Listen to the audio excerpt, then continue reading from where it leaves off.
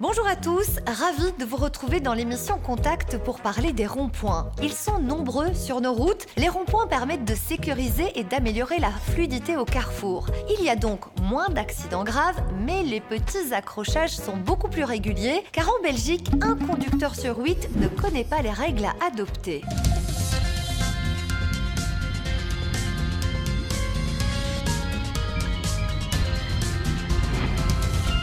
À l'approche d'un rond-point, la règle est simple. Celui qui est déjà dans le rond-point est prioritaire. Autrement dit, lorsque vous vous engagez, vous devez céder le passage aux autres usagers qui s'y trouvent déjà. Et ce, quelle que soit la bande sur laquelle ces véhicules circulent. Dans le rond-point, vous n'êtes pas obligé de serrer à droite. Le conducteur choisit sa bande, il peut très bien rouler sur la première, la deuxième, encore la troisième bande. En revanche, si vous voulez quitter le rond-point, vous devez au préalable vous rabattre à droite. Finalement, quand est-ce que je dois utiliser la deuxième bande de circulation dans un rond-point ?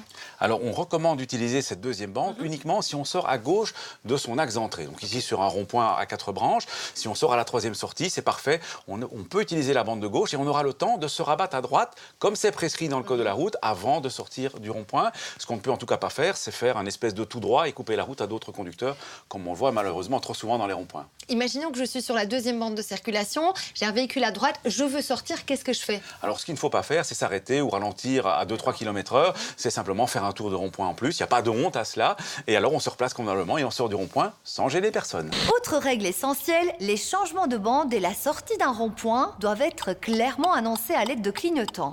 Olivier, quand est-ce que je dois utiliser mes clignotants dans un rond-point ? Alors, il faut savoir que le code de la route vous dispense d'utiliser les clignotants pour entrer dans un rond-point, puisque de toute façon, vous devez aller vers la droite et suivre le mouvement général. Par contre, dans le rond-point lui-même, il faut les utiliser pour changer de bande. Si vous passez de la première à la deuxième ou de la deuxième à la première, vous devez l'annoncer par vos clignotants. Et bien entendu, il faut utiliser ces clignotants pour sortir du rond-point. C'est très courtois pour ceux qui veulent y entrer, parce qu'ils vont pouvoir se préparer ainsi à pénétrer dans le rond-point pendant que vous en sortez. Et quels sont les objectifs d'un rond-point finalement ? Alors souvent, on met des ronds-points pour assurer un peu plus de mobilité ou un peu plus de sécurité à un carrefour qui pose problème, et généralement ça fonctionne.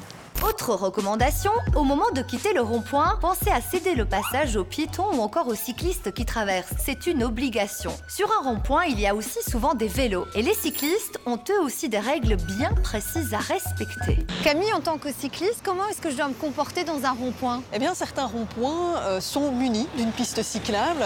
Alors, le code de la route veut que vous l'empruntiez. Maintenant, vous devez être prudent au niveau des traversées avec les axes de circulation qui rentrent dans le rond-point pour éviter d'être fauché par un automobiliste. Et s'il n'y a pas de piste cyclable dans le rond-point ? Alors, s'il n'y a pas de piste cyclable, c'est à vous de prendre votre place sur la chaussée. Mettez-vous au centre de la bande de droite, ne serrez pas trop à droite. Ceci pour des raisons de visibilité, comme ça vous n'êtes pas dans l'angle mort d'un véhicule, et pour éviter qu'une voiture vous fasse une queue de poisson en sortant du rond-point. Et lorsque je veux quitter le rond-point, quelles sont les recommandations ? Serrez à droite alors, bien en avance pour pouvoir sortir, et manifestez votre intention avec un bras levé.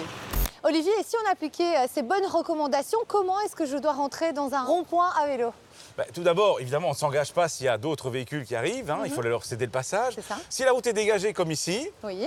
on rentre dans le rond-point et on prend assez rapidement une place centrale. Centrale, d'accord. En fait, les cyclistes ont parfaitement l'autorisation dans les ronds-points de ne pas serrer à droite. D'accord. Et donc, en se mettant plus central, on évite de se faire dépasser, tasser par des véhicules plus rapides. Ok. Mais quand on s'approche de sa sortie, on indique ses intentions. Clairement, d'accord. Et là, on resserre la droite, bien entendu. On l'a vu ensemble, les règles sont nombreuses dans un rond-point. Priorité à l'usager déjà présent. Rabattez-vous à droite au préalable quand vous souhaitez sortir et indiquez-le clairement par des clignotants. Cédez le passage aux piétons ou encore aux cyclistes à la sortie du rond-point est primordial. Et enfin, évitez les changements de direction trop brusques. Si vous avez des questions, contactez-nous via les réseaux sociaux. À la semaine prochaine et d'ici là, bonne route!